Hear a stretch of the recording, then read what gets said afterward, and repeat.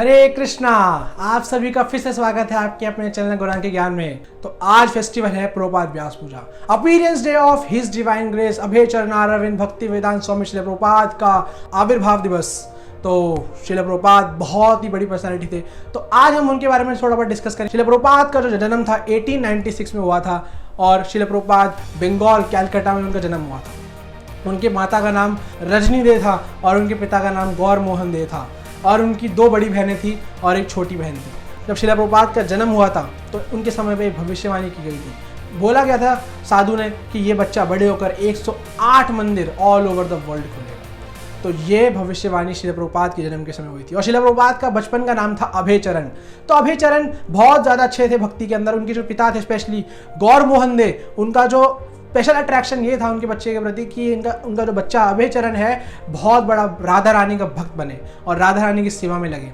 तो उनका बहुत सेक्रीफाइस किया उन्होंने अपनी लाइफ के अंदर अभय चरण को भक्त बनाने के लिए। जो उनके अंदर डिवोशनल लाइफ थी, जो उनके अंदर सिंचन किया गया था डिवोशन का, उनके पिता ने किया था। उनके पिता ने बहुत समय व्यतीत किया श्रील प्रभुपाद के साथ उनको भक्त बनाने के लिए। जब श्रील प्रभुपाद कॉलेज आते हैं, जैसे जैसे बड़े होते हैं, जैसे जैसे कॉलेज जाते हैं, वैसे वैसे वो सुभाष चंद्र बोस के आज़ादी का जो पार्टी थी उसके अंदर श्रील प्रभुपाद शामिल हुए और वहाँ से उन्होंने आज़ादी कराने में इंडिया को साथ दिया। आगे चलते चलते जैसे श्रील प्रभुपाद की उम्र बढ़ती गई, श्रील प्रभुपाद अपने गुरु से मिले, भक्ति सिद्धांत ठाकुर श्रील प्रभुपाद से। भक्ति सिद्धांत ठाकुर श्रील प्रभुपाद ने पहली ही मीटिंग में उनको यह आदेश दे दिया कि तुम बाहर जाके प्रीच करो। चैतन्य महाप्रभु की जो वाणी है उसको पाश्चात्य देशों में, वेस्टर्न कंट्रीज में लेके जाओ और वेस्टर्न कंट्रीज में इन सब का प्रचार करो। ऐसे चलते गए तो श्रील प्रभुपाद का विवाह हुआ। उनकी वाइफ थी राधा रानी देव और राधा रानी के साथ उनका विवाह हुआ। आगे चलकर जब उनकी उम्र थोड़ी और बढ़ती गई तब एक दिन क्या हुआ, श्रील प्रभुपाद बाहर गए हुए थे। जैसे ही अपने घर लौटे वो देखते हैं कि उनके घर के अंदर जितने भी रद्दी के न्यूज़पेपर वगैरह हैं वो तो है नहीं, साथ में उनकी जो भगवद गीता जिन्होंने उन्होंने ट्रांसलेट करी है वो भी गायब है। तो वो पूछते हैं अपनी वाइफ से कि ये सब कुछ कहाँ चला गया, मेरी जितनी भी मैंने बुक्स ट्रांसलेट करी थी, ये बुक्स जो मैं पढ़ता था ये सब कहाँ चली गई। तो उन्होंने बोला ये सब मैंने रद्दी के पेपरों के साथ दे दी। तो बोलते तुमने ऐसा क्यों किया, ये चीज़ मैं पढ़ा करता था, ये चीज़ मेरे लिए बहुत इंपॉर्टेंट थी। कि वाइफ ने उनको जवाब दिया कि ये मैंने इसलिए किया बिकॉज मेरे को चाय खरीदनी थी। और श्रील प्रभुपाद ने फिर उनसे पूछा कि अब तुम्हारे पास दो चॉइस है, टी और मी। उनकी वाइफ बोली टी। उसी दिन श्रील प्रभुपाद घर छोड़ के चले गए और संन्यास आश्रम ग्रहण करा उन्होंने और राधा दामोदर टेम्पल जो कि वृंदावन में स्थित है वहाँ पर अपना जीवन व्यतीत करने लगे। अब श्रील प्रभुपाद जैसे जैसे आगे बढ़ते गए, उनके आयु 65 वर्ष 66 वर्ष हुई तो उनको लगने लगा कि मेरे जो गुरु महाराज का आदेश था वो मैं पूरा नहीं कर पा रहा हूँ। उन्होंने मेरे को कहा था वेस्टर्न कंट्रीज में जाके प्रीच करना, बट मैं वो नहीं कर पा रहा हूँ। मैं कितना दुर्भाग्यशाली हूँ, हे प्रभु मेरे को आशीर्वाद दीजिए कि अपने गुरु महाराज के आदेश को फॉलो कर सकूँ। उससे पहले श्रील प्रभुपाद ने ऐसा नहीं है कि प्रीचिंग करना ही आरंभ नहीं किया था। श्रील प्रभुपाद ने प्रीचिंग की थी इंडिया के अंदर और काफ़ी ज़्यादा प्रयास किया था उन्होंने, बट उनको इतनी ज़्यादा कामयाबी नहीं मिली। बट जब उनकी आयु 70 वर्ष की हुई उन्होंने डिसीजन ले लिया अब मेरे को न्यूयॉर्क के लिए निकलना है और अब वो कार्गो शिप में बैठ के न्यूयॉर्क के लिए निकल गए। कार्गो शिप में उनको 35 दिन लगे न्यूयॉर्क पहुँचने में। तो उसी दौरान कार्गो शिप में वो 35 दिन थे तो उन्होंने 2 बार हार्ट अटैक सफ़र किया। 2 बार उनको हार्ट अटैक आया, बट भगवान श्री कृष्ण उनके साथ थे, भगवान श्री कृष्ण ने उनका साथ दिया। तो हम लोग देखते हैं कि श्रील प्रभुपाद का जो कमिटमेंट था उनके गुरु के आदेश के प्रति वो कितना ज़्यादा था। जब न्यूयॉर्क वो पहुंचते हैं तो वो देखते हैं कि वहाँ पर इतनी बर्फ़ पड़ रखी है। श्रील प्रभुपाद ने कभी आज से पहले बर्फ़ नहीं देखी थी और श्रील प्रभुपाद काफ़ी ज़्यादा चकित थे कि ये क्या है, ये क्या न्यूयॉर्क को वाइट वॉश कर दिया गया है क्या। तो कुछ लोगों ने बताया Swami ji this is not white wash, this is a snowfall. तो श्रील प्रभुपाद ने पहली बार देखी थी। और आप सभी जानते होंगे कि जब न्यूयॉर्क में बर्फ़ पड़ती है तो कितना ज़्यादा वाइड रेंज पे ठंडी बढ़ जाती है। तो श्रील प्रभुपाद की जेब में सिर्फ 40 रुपये थे। 40 रुपये वो अपनी जेब में लेके निकले थे न्यूयॉर्क पहुंचने के लिए। और जब वो न्यूयॉर्क पहुंचे तो उनके पास ना कोई रहने के लिए घर था, ना कोई पहनने के लिए कपड़े थे, सिर्फ 40 रुपये जेब में थे और खाने पीने के लिए कुछ नहीं था। कुछ ना होने के बावजूद भी श्रील प्रभुपाद गए, उन्होंने करेज उठाया और जाके वो प्रीच करने की कोशिश की उन्होंने न्यूयॉर्क के अंदर। श्रील प्रभुपाद जब न्यूयॉर्क जाते हैं तो वहाँ पर श्रील प्रभुपाद के अलावा जितने भी लोग हैं सबके सब वहाँ पर न्यूयॉर्क की वेशभूषा में हैं। और इवन इंडियन एक स्वामी जी श्रील प्रभुपाद से बोलते हैं कि स्वामी जी तुम अमेरिका आए हो, अमेरिका में इतनी सर्दी पड़ती है, 2-3 पैक ब्रांडी के लगा लो, उससे तुम्हारी जो बॉडी के अंदर सर्दी है वो तुम्हारे को पकड़ेगी नहीं, तुम्हारे अंदर गर्मी रहेगी। तो श्रील प्रभुपाद बोलते हैं people came to New York to take from New York but I came to New York to give something to New York. This is the thing, this is the spirit. Srila Prabhupada का जो मूड था वो न्यूयॉर्क से, अमेरिका से कुछ लेने के लिए नहीं था। शिला प्रभुपाद न्यूयॉर्क, अमेरिका को अपनी संस्कृति, अपना सिद्धांत, अपना कल्चर ये देने आए थे। चाहे शिला प्रभुपाद सबसे अलग दिखते थे, उनको कोई किसी से मतलब नहीं था, चाहे उनको कोई चिढ़ा रहा हो, कोई उनको अब्यूज़ कर रहा हो, उससे कोई उनका फर्क नहीं था। वो सिर्फ अपना कीर्तन किया करते थे एक पेड़ के नीचे बैठ के। तो जैसे जैसे वो करते गए वैसे वैसे हिपीज़, वहाँ के रहने वाले लोग जिनकी रहन सहन इतनी ख़राब थी, वो सड़क पे ही illicit sex, drugs, meat eating, ये सब कुछ सड़क पे ही करते थे, नंगे पड़े रहते थे लाइक अ एनिमल।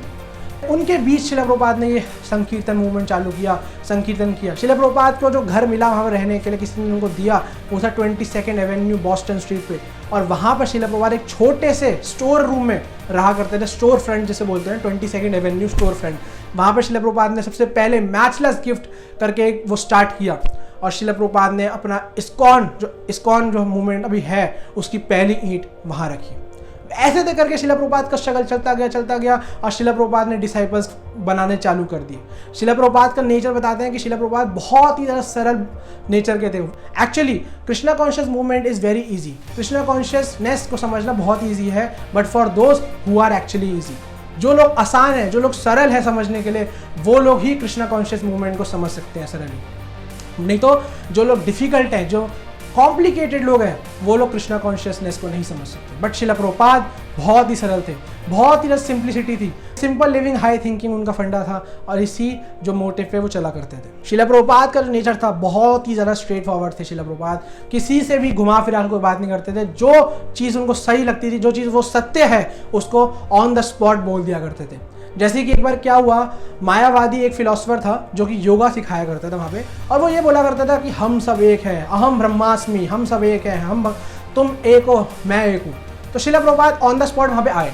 शिला प्रभुपाद बोले, मैं तुम्हारी बात से सहमत नहीं हूँ, और मैंने तुम्हारे को प्रूव कर दिया रहा हूँ, क्योंकि तुम कहते हो हम सब एक हैं और मैं कहता हूँ हम सब दो हैं, हम सब डुअल पर्सनैलिटी हैं। तो यहीं पर शिला प्रभुपाद ने उसका जो सिद्धांत था मायावाद का वो काट दिया। तो ऐसे ऐसे करके शिला प्रभुपाद ने मायावादी, साइंटिस्ट, जो लोग बोला करते थे तुम एवोल्यूशन से आए हो, हम लोग एवोल्यूशन से आए हैं, साइंटिस्ट लोग बोलते हैं ना बिग बैंग थ्योरी, एवोल्यूशन, तो ऐसे प्रभुपाद जी के समय भी साइंटिस्ट थे जो बोला करते थे एवोल्यूशन से आई है ह्यूमन सोसाइटी। तो शिला प्रभुपाद बोलते हैं तो क्या तुम्हारा गोत्र वानर गोत्र है, तुम वानर गोत्र से हो? शिला प्रभुपाद ऐसे से बोल के उसको काटा करते थे। और शिला प्रभुपाद को जब सबसे ज़्यादा जिन्होंने आशीर्वाद लिए ना शिला प्रभुपाद से, वो एक है मायावादी और दूसरे है साइंटिस्ट। इन दोनों को तो शिला प्रभुपाद ने बुरी तरह से धज्जियां उड़ाई हैं। और शिला प्रभुपाद का जो नेचर था ना, बहुत ज़्यादा काम था। शिला प्रभुपाद को ऐसा नहीं किसी फैसिलिटीज़ की जरूरत थी। एक बार क्या हुआ, शिला प्रभुपाद क्लास ले रहे थे, लेक्चर ले रहे थे, तो लेक्चर के दौरान वहाँ पर काफ़ी सारी मक्खियाँ, बहुत सारे मच्छर मंडराने लगी। तो उनके डिसाइपल्स को काफ़ी ज़्यादा तकलीफ होने लगी, और वो ऐसे हाथ हिलाने इधर उधर ऐसे करके मारने लगे। हम करते हैं ना जब मक्खी आती है तो ऐसे करके मारते हैं, हटाते हैं उसे। बट शिला प्रभुपाद काम बैठे हुए थे। तो इससे पता लगता है कि कितनी भी ज़्यादा प्रोवोकिंग सिचुएशन क्यों ना हो, शिला प्रभुपाद काम रहते थे, हर चीज़ में स्थित रहते थे, हर चीज़ में स्थिर रहते थे। तो स्थित प्रज्ञ व्यक्ति की जो क्वालिटी है शिला प्रभुपाद में सारी की सारी थी। और शिला प्रभुपाद का जो सबसे ज़्यादा मेन जो गोल था, सबसे ज़्यादा जिसमें शिला प्रभुपाद फोकस किया करते थे, वो थी प्रीचिंग। प्रीचिंग तो शिला प्रभुपाद ने इतना वाइड रेंज पे उस पर फोकस किया ना, उतना आज तक किसी स्वामी ने नहीं किया। और शिला प्रभुपाद का जो मूड था प्रीचिंग के लिए, हम देख ही सकते हैं कितना ज़्यादा वाइड रेंज पे था। इसी प्रीचिंग के कारण से शिला प्रभुपाद ने 108 मंदिर खोले। चैतन्य चरितामृत के 11,555 श्लोकास को ट्रांसलेशन वर्ड मीनिंग परपॉट के साथ दिए। भागवतम के 18,000 श्लोका ट्रांसलेशन वर्ड मीनिंग परपॉट के साथ दिए। भगवत गीता के 700 श्लोका ट्रांसलेशन वर्ड मीनिंग परपॉट के साथ दिए। और 60 अदर बुक्स जिनको शिला प्रभुपाद ने दिया। तो ये था शिला प्रभुपाद का मूड प्रीचिंग के प्रति। और शिला प्रभुपाद का सबसे जो मेन चीज़ थी ना, शिला प्रभुपाद का स्केड्यूल। वैसे तो शिला प्रभुपाद पूरे दिन में से 2 घंटे सोया करते थे, 9 से 11 बजे वो उठेंगे, थोड़ा नहाए धोएंगे, फ्रेश होंगे, उसके बाद 12 बजे वो बैठ जाया करते थे। 12 से 4 वो डिक्टाफोन में बुक ट्रांसलेट किया करते थे। और कभी कभार जब कुछ ज़्यादा सेवा बढ़ जाया करती थी तो शिला प्रभुपाद वो 2 घंटे जिसमें सोते हैं वो भी त्याग देंगे। और सबसे ज़्यादा मेन चीज़, शिला प्रभुपाद को कभी भी जेट लैग का फर्क नहीं पड़ा। जैसे कि हम लोग देखते हैं ना, जब यूएस जाते हैं वहाँ पे टाइमिंग्स अलग है, इंडिया की टाइमिंग्स अलग है, तो जो व्यक्ति यूएस से आया है उसको जेट लैग हो जाता है। बट शिला प्रभुपाद को कभी भी आज तक ज़िंदगी में जेट लैग नहीं हुआ। शिला प्रभुपाद ने ऐसा नहीं कि अगर उनको 2 घंटे की नींद नहीं मिली ऐसे बोलेंगे, ए हट, मैं सोया नहीं हूँ, मेरे को नींद नहीं मिली है। ऐसे नहीं थे शिला प्रभुपाद, काम रहते थे बहुत ज़्यादा, बिल्कुल चिल रहते थे, चाहे उनको नींद मिले या ना मिले। बिल्कुल भी वो चिड़े हुए स्वभाव के नहीं थे, बहुत ज़्यादा कूल स्वभाव के थे और बहुत ज़्यादा उनका स्वभाव जो था बहुत अच्छा था, और उनके डिसाइपल्स उनको बहुत ज़्यादा प्रेम किया करते थे। शिला प्रभुपाद ने सबसे ज़्यादा जो चीज़ से हिपीज़ को जोड़ा वो थी उनका प्रेम। शिला प्रभुपाद ने हिपीज़ को ये नहीं बोला आते कि तुम लोग 4 नियम को पालन करना चालू कर दो, 16 माला करनी चालू कर दो, ड्रग्स छोड़ दो, इलिसिट सेक्स छोड़ दो। शिला प्रभुपाद ने ऐसा कहीं नहीं बोला। स्टार्टिंग में शिला प्रभुपाद ने उनको अच्छा प्रसाद खिलाया, खुद कुक करके प्रसाद खिलाया। चाहे हिपीज़ उनके मुँह में सिगरेट का धुआं फूका करते थे, बट वो उनको फिर भी प्रसाद खिलाया करते थे, उनकी घूटे बर्तन मांजा करते थे। इतना सब कुछ करने के बाद जब 1 साल बीत गया तो हिपीज़ खुद आते हैं शिला प्रभुपाद के पास और उनसे आके बोलते हैं, Swami ji we are coming to you past 1 year, is there any rules and regulations to follow? तो शिला प्रभुपाद बोलते हैं, yes there are 4 regulative principles to follow, I am waiting for this day to come.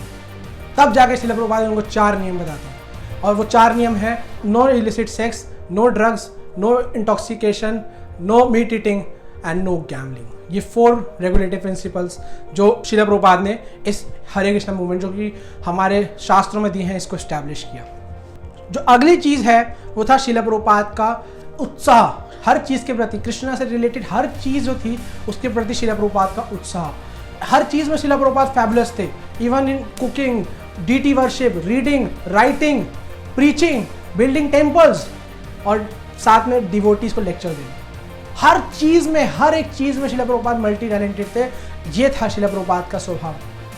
Shila Prabhupada is like a 1 man army. हम लोग देखते हैं ना कि हम लोग आज के समय में रतन टाटा को 1 मैन आर्मी, बिल गेट्स को 1 मैन आर्मी सबको बोलते हैं, but actually the real 1 man army is Shila Prabhupada, because वो राइटिंग भी खुद किया करते थे, छपवाते भी खुद थे बुक्स को, बांटते भी खुद थे बुक्स को, और उन बुक्स को प्रचार उनके बारे में बोलते भी खुद थे, ट्रांसलेट भी खुद करते थे।